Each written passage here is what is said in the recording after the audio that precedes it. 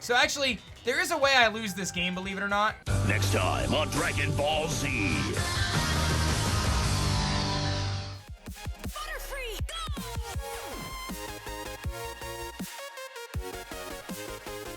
Let me run through the team for you guys, right? So I've got my my Bellatrix here, which is the standard Trick Room set. We're using Mudsdale with Assault Vest as our Trick Room kind of user. I do really want to put Facade on it, but I'm going to put Rock Slide for now. I've got our standard kind of redirecting Indeedee, Unburdened Psychic Seed Hawlucha, which is super cool. Our Choice Scarf, Compound Eyes, Shiny Gigantamax Butterfree, and then our Prankster Light Clay Swag Snarl here. So that's going to be the squad. Gengar Lapras, you think he's going to Perish Trap with Gigantamax Gengar? And Perish Song? No, Excadrill T-Tar. Shiny Drill. Very nice. And Indeedee Lucha is very good here. This is actually an incredible lead for us. So I have to predict, do I think he's going to Dynamax the Excadrill or Dynamax the T-Tar? The Tyranitar is Air Balloon we just saw, which is very good to know. It's actually really good information to find out that he's Air Balloon. So I think what we're going to do is we're actually going to go after the, I think I'm going to go after the T-Tar first. But what I'm going to do here is I'm going to follow me. And I'm actually going to max right now because I think we can do a lot of damage to Max Knuckle. I'm going to go after the T-Tar since he's Air Balloon. I know my opponent is probably has Earthquake on the Excadrill. And this team is designed to use Earthquake Excadrill with Air Balloon T-Tar. That's something I can gather from just seeing this lead matchup. Because why else would you run Air Balloon on T-Tar? So, Earthquake is not very good against me when I have a Hawlucha on the field. So we're in a pretty commanding position, I feel. Hawlucha with its Unburden ability should outspeed Excadrill no matter what. Because of Unburden, even with Excadrill being in Sand. So the worst thing my opponent can do here is Dynamax their Excadrill, but we're going to get the Dynamax off first here. Hawlucha is very bulky on the special side because of that Psychic Seed. And this Max Knuckle, once it connects with the Tyranitar, even though it's a little weaker than close combat would be, it's going to give us an attack boost. And since we know that the Tyranitar is not weakness policy, we don't have to fear for it to Dynamax and have that weakness policy procced. So we're in a decent spot, and our Indeedee can follow me for any attacks that are not spread moves. However, I do anticipate spread attacks here. But let's see what Hawlucha's going to do. We're going to get this Max Knuckle off into the Tyranitar. I actually expect this to knock it out. And it does. And that's actually going to give my Hawlucha an attack boost as well, which is very nice. So now I'm sitting at +1 on my Hawlucha and on my Indeedee. Obviously, it's not going to make a difference for our Indeedee, though. And you can see how much information I gained from that first turn, just looking at my opponent and understanding, like, okay, he actually misses the Rock Slide on both. It makes very little difference, though. But you can see by determining their Air Balloon very quickly, I know a lot about the Tyranitar already, and I can make some really good assumptions about the Excadrill. So I do anticipate this Excadrill to have the Earthquake. So now we have this Lapras here, and Lapras could Gigantamax. Could be a little scary. I'm actually going to go for the Helping Hand here, and I'm going to Max Knuckle into that Lapras slot.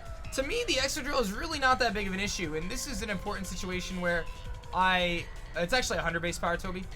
This is a situation where I think about the Pokemon that I have in the back, and I think about how well they perform against the Pokemon that I have in front of me. So they're going to definitely Gigantamax their Lapras. But I think about the Pokemon that I have in the back, and I feel that with having Mudsdale in the back, I can deal with the Excadrill later. Like, I don't care about this Excadrill. It doesn't bother me at all sitting on the field right now. The Lapras, however, is a threat to the Pokemon that I have in the back. So, to me, if I can get rid of this Lapras right now, which I don't think we're going to knock it out, but this is going to do a lot of damage either way. If I can get rid of this Lapras first, it's going to put me in a much better situation. So, let's see how much this Max Knuckle does. It's going to do a lot. I don't think it picks up the KO. Yeah, it's going to be just a little shy. So, my opponent is going to be able to go for a pretty powerful move right now. But let's see what they're going to do here. I'm still going to be faster, even if they do go for something. So, here comes the Rock Slide. Perhaps the better play was to follow me, because here comes the G-Max Resonance, which is going to hit my Hawlucha here. And I do believe that sets up Aurora Veil, essentially. If I'm not mistaken.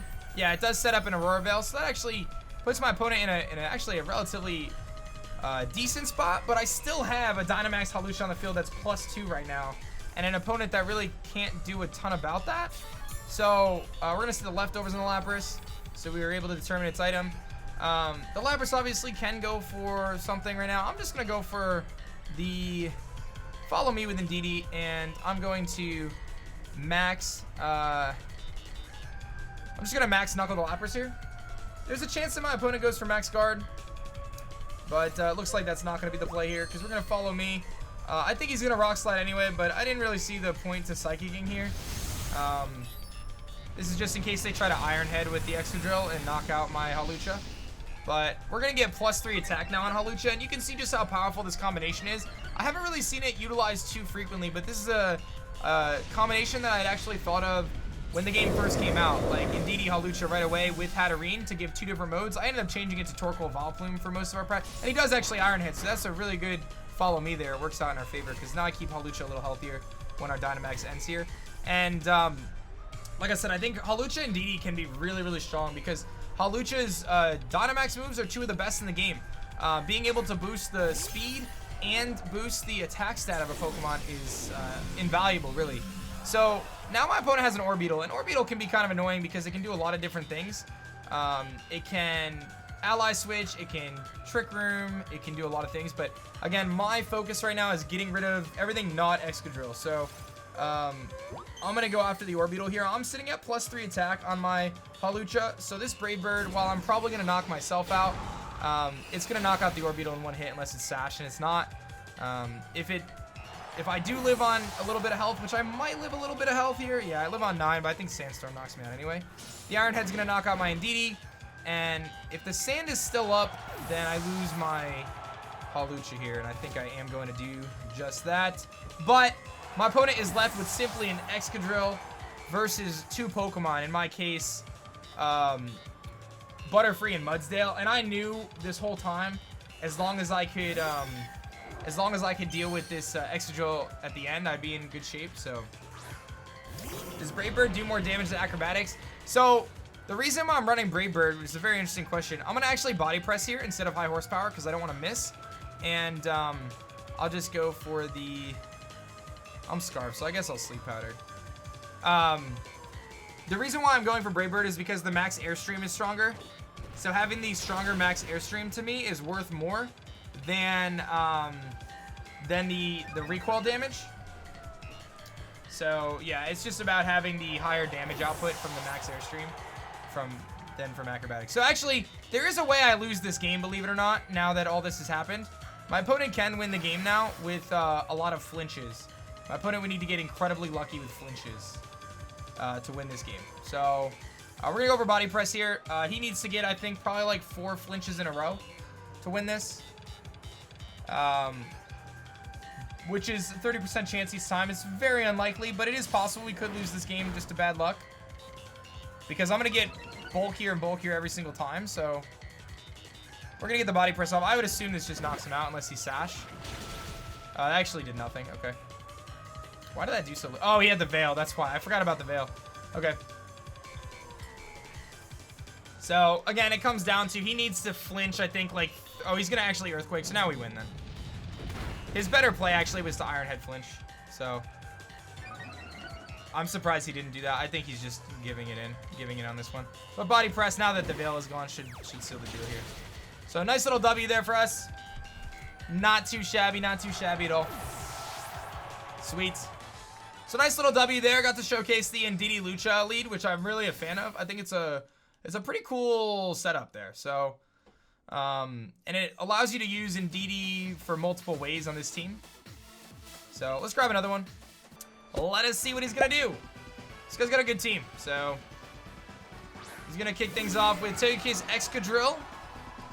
So the Excadrill can provide spread damage, and the Togekiss actually can also provide spread damage. So we have to be very mindful there because he can Earthquake plus Dazzling Gleam. It's gonna do a lot of damage. I don't actually know if Hatterene lives both of those hits. So, I'm not really sure how I want to approach this.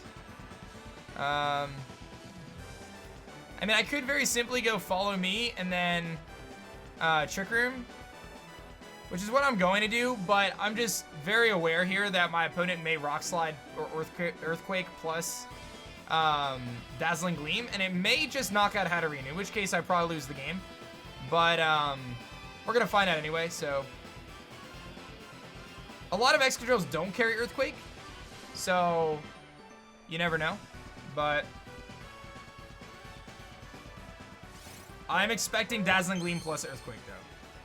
So this is kind of a learning situation. So there's the Iron Head, actually. So this works out in our favor. I am going to get Trick Room up, and this is why there is the Dazzling Gleam. So, like I said, a lot of times they don't actually carry... Earthquake, so...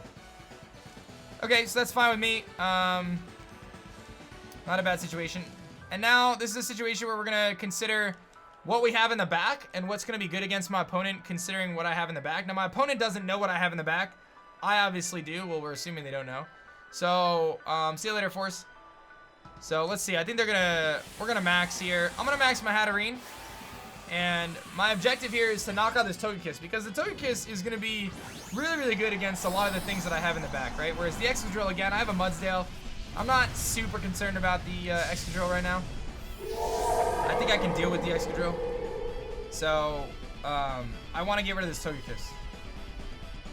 So we're going to redirect this Iron Head and force the Excadrill into our Indeedee, and I think we knock out the Togekiss here. Oh, he's actually going to follow me anyway, so he was going to ensure that I attack the Togekiss, which is fine. I do believe that this is going to knock out the Togekiss, though. I mean, Togekiss is very bulky, but this is a big hit. Yeah, it does knock him out. Okay. What's up, Shaiko? Thanks for the 2 months, man. Thank you, Panda. And then the Iron Head probably into the Indeedee, which is fine. Cool. Alright, so now I have to decide. I don't actually remember what the Mons he had in the back are. I'm actually going to go into Grimmsnarl next, because I think that having screen support for my Hatterene is going to be really good. And it's going to set up the game, the rest of the game later for my my Mudsdale to win this game. So, here comes a Gyarados. That's fine. Okay. So, I do have Psychic Terrain up, guys, which means that when you have Psychic Terrain up, you actually cannot use Fake Out. So that's something to keep in mind. I can, however, fake out the Gyarados right now if I wanted to. I could fake out the Gyarados and flinch it because it's a flying Pokemon, and flying Pokemon can be faked out in Psychic Terrain. However, I do believe my opponent is going to actually Dynamax their Gyarados right now. So what I'm going to do is I am going to set up a Reflect, and I'm going to max Mindstorm into the Gyarados and I was thinking about foul playing the Gyarados, but I think setting up the Reflect is good. So my opponent actually does not Dynamax their Gyarados, so I could have faked out. Perhaps a misplay on my part. I really thought they were going to Dynamax. This might actually knock him out, though, unless he's Assault Vest. And it does pick up the KO anyway. And I have a Reflect up, so I don't believe that the Excadrill can knock me out here in one hit because of my Reflect. So let's see. Here comes the Iron Head. Actually targets my Grimmsnarl anyway, which is fine by me. And let's see what my opponent's last Pokemon is. Now, my opponent has not used their Dynamax yet, so they can still turn this game around, but I do still have Trick Room up, so I'm in a decent spot. So, here comes Rotom. Rotom, to me, is a problem. I can see that thing being what gets, whatchamacallit, gets, max right now, so I'm just gonna try to get rid of that, because if I can get rid of the Rotom, then I think Mudsdale can win the game.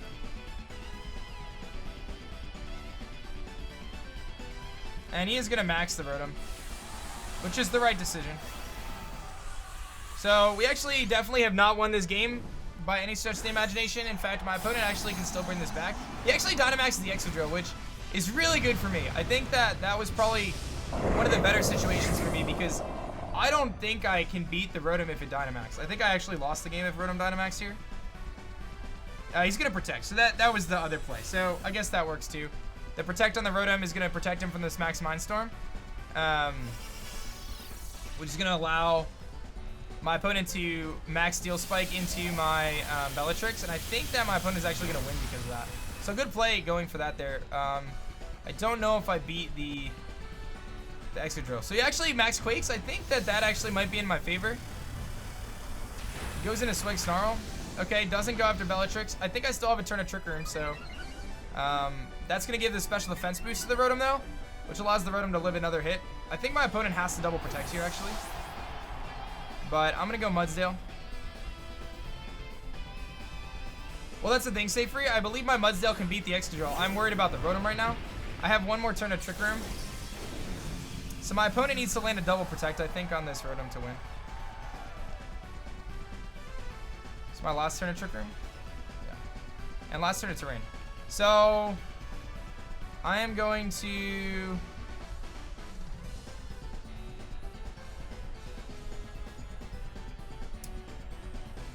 body press and psychic. I think we pick up the KO here. The problem that I'm really concerned about is this Rotom probably has Citrus Berry. So I think it's actually going to live. Oh, no, we're good. We're good. We're good. Okay. I didn't know how, what the set was. So I went for body press over high horsepower because I doubled into the Rotom just in case it lived. Because to me, I had to get rid of the Rotom to win this game. So now I feel really good. My opponent does have a Dynamax Excadrill for one more turn, but I have a Mudsdale with Reflect and Light Screen. So because of the fact that I have both of those, I know that I'm really, really bulky right now. So I don't think that my opponent's Excadrill is able to defeat my Mudsdale, even without me having to Trick Room anymore. So I think I'm in a pretty good spot here. I just have to high horsepower.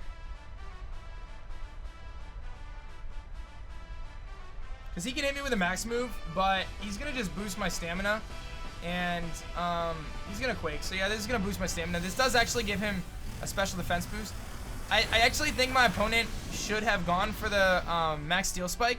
And the reason why I think they should have gone for the max Steel Spike is the max Steel Spike would have given my opponent a physical defense boost, whereas the max Quake gives him a special defense boost. So that could have been the difference between him living 2 more high horsepowers. You know what I mean? I don't think it's going to matter because the Dynamax is over. But those are like the simple plays there where my opponent actually could have potentially brought this game back if they had. I think my better play actually was body press. I just clicked high horsepower. I think body press is the right play because I can't miss it. So my opponent's actually going to go for the Horn Drill and miss. And as long as I don't miss here, we win the game. My opponent played for the Horn Drill win there and almost got it. 3 times out of 10, my opponent would have won that game. But luckily for us, they did not hit the Horn Drill, which would have been actually a really funny loss. But a good game nevertheless to my opponent. So I don't think we necessarily played that perfectly, but we were able to execute our Trick Room strategy and provide support for our Mudsdale with screens and our Hatterene with screens. And then ultimately we're able to get our Mudsdale in, get rid of the threats for Mudsdale, and then Mudsdale was able to beat the Excadrill at the end. So I love this stadium, by the way. Very nice. Oh, that was you, Johnski. So I did battle you. Thanks for the battle. Thanks for not screen watching. So my opponent does exactly what I anticipated them to do. They do indeed lead. Look at this hacker.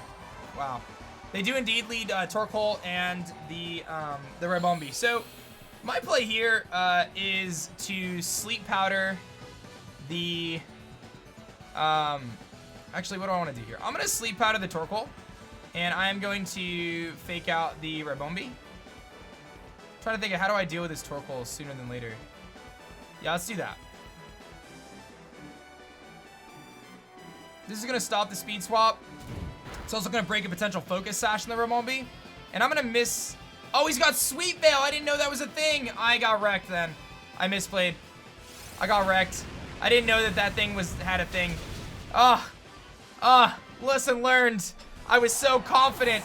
I had no idea that that was a thing. I really actually didn't know that was a thing. So, okay. Hey, you live and you learn, right? You live and you learn. Okay. No idea that that was a thing. I didn't know that Ribombee had that ability. So, no problemo. Then the proper play there was to fake out the TORKOAL, but it's okay. So what I'm going to do now is I'm going to Max Quake with my Mudsdale here, and I am going to Light Screen to protect me. Now, I expect my opponent to do exactly what I said before, and they're going to Speed Swap now. But I can bulk up my Mudsdale quite a bit, and the Max Quake is going to give me a special defense boost as well. So I can get quite a bit of bulk right now by doing this. And the Eruption's going to hurt. It's going to hurt, but I think we can take it, and we can do a lot of damage to this TORKOAL in the process. So it shouldn't be the end of the world here. Let's see if they do go for that speed swap. Light Screen's going to activate first, which is going to protect us from that Eruption, and then we'll see if they go for the speed swap. He's actually going to go for the Solar Beam from the Ribombee in the sun. A little surprising. And that is going to target down our Mudsdale and do a lot of damage. It's a crit, that's why. I was going to say. That did way too much. It's the crit. So now I definitely need to go first here. We'll see if the TORKOAL's min speed. He is. Alright. That crit's actually really big. But I'm going to get rid of the TORKOAL here and get a special defense boost. So it's not the end of the world. That crit was actually massive, but what are you going to do? Alright, so we get a nice little boost there. That's going to put our Mudsdale in a much better positioning.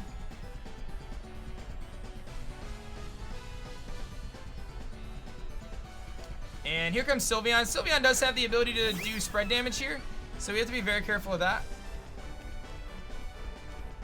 Alright, and I think Swag Snarl's going to go down here no matter what, so I just want to see what Pokemon my opponent could have in the back. Most of them are special. The only thing that's not special is the Corviknight, so I think we're going to see a, I think I'm just going to Reflect anyway. Yeah, that crit was so big, though. That crit actually was massive. Because now my opponent is going to be able to... Actually, they're going to Dynamax. What are they Dynamaxing? The Ribombee? It's the Sylveon, probably? Yeah, it's the Ribombee. Okay.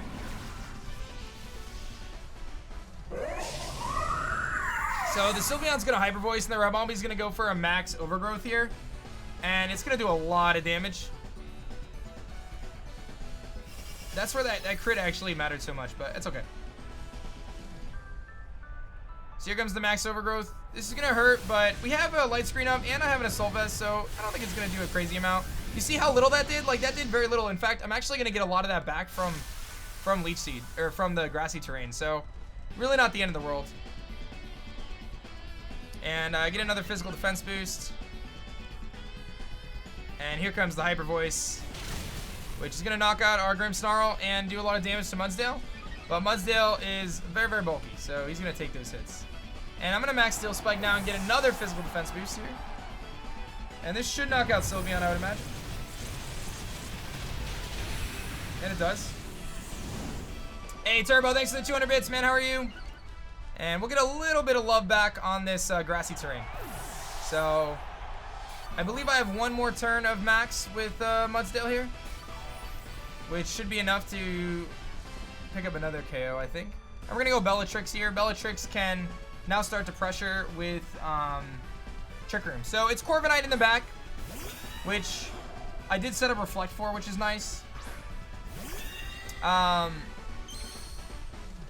think what I need to do here is we're going to Steel Spike into the Ribombee, and then I think I should Trick Room. I think if I can get Trick Room up, I win. If my opponent doubles into Bellatrix, then I could lose, but I think if I can get Trick Room up, I can win this game. Alternatively, I can Mystical Fire the Corviknight, but let's see if I can get Trick Room up. My opponent has to basically double Bellatrix here, I think, to stop me from Trick Room, because Iron Head isn't going to knock me out in one hit, but doubling into Bellatrix could knock me out.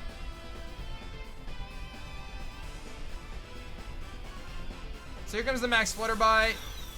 That is into Bellatrix, so if my opponent doubles Bellatrix, maybe there is the screen, so the screens could save us here. The screens could save us here. Corviknight probably wins the 1v1 against Mudsdale. Here comes the Iron Head. If I don't flinch, I think we win the game.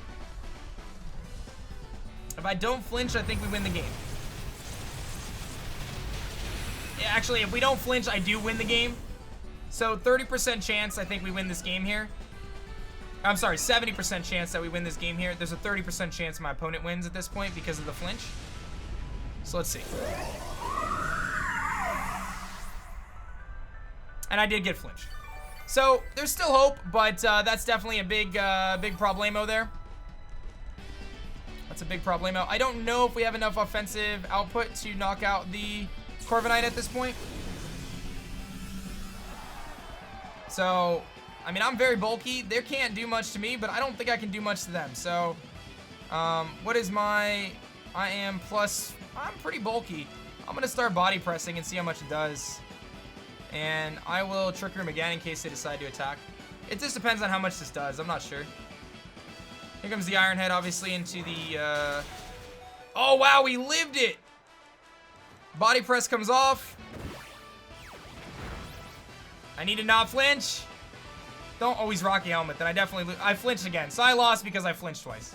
I mean, what are you going to do? We lose the game because of that. Nothing I can do there. Perp Espeon, thanks for the sub.